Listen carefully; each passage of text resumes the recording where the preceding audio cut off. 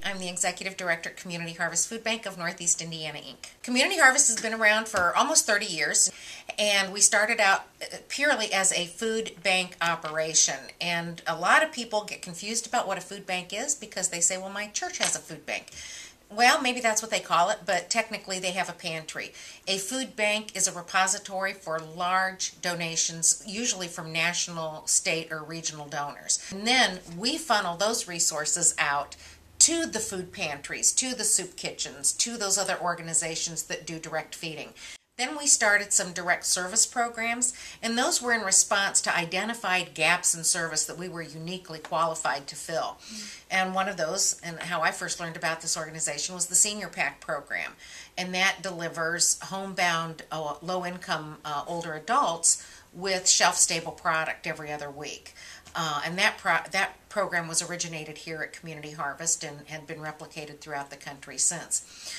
On top of that, we also have children's programs, two of them primarily. One of them is the Kids Cafe, where we host or get a host site to partner with us, like the Boys and Girls Club or several of the churches in the area.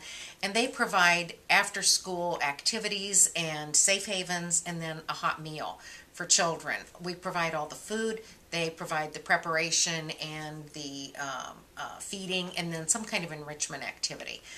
On top of that, then we have our community cupboard program, which is downstairs. We originated that here.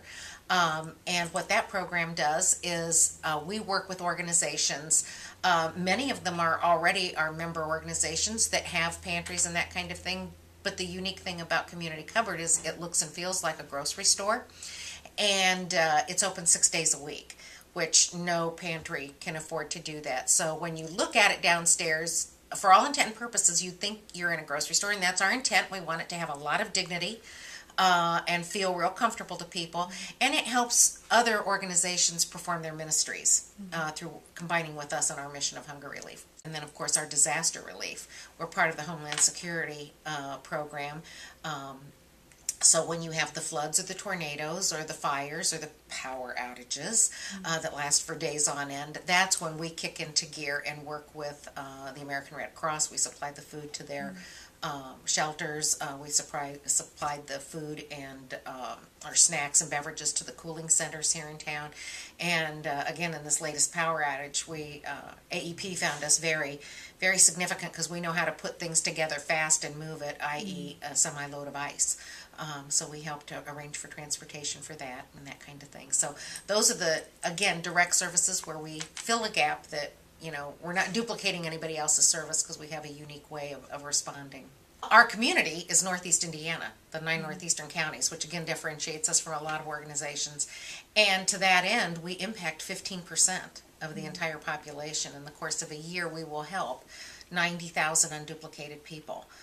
Every week there's going to be 21,100 that access our services in one way or the other.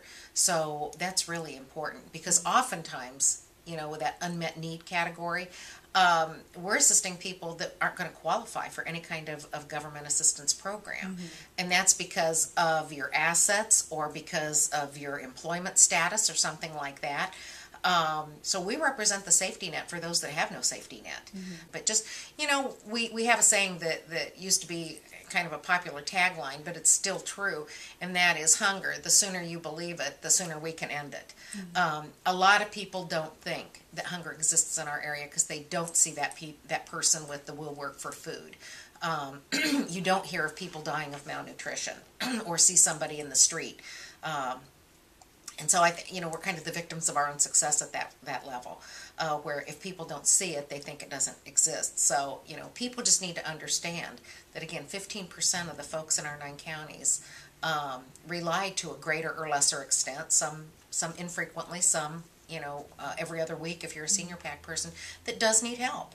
And so it's going to be an ongoing need, and we're just uniquely qualified to meet it, and we really enjoy our work.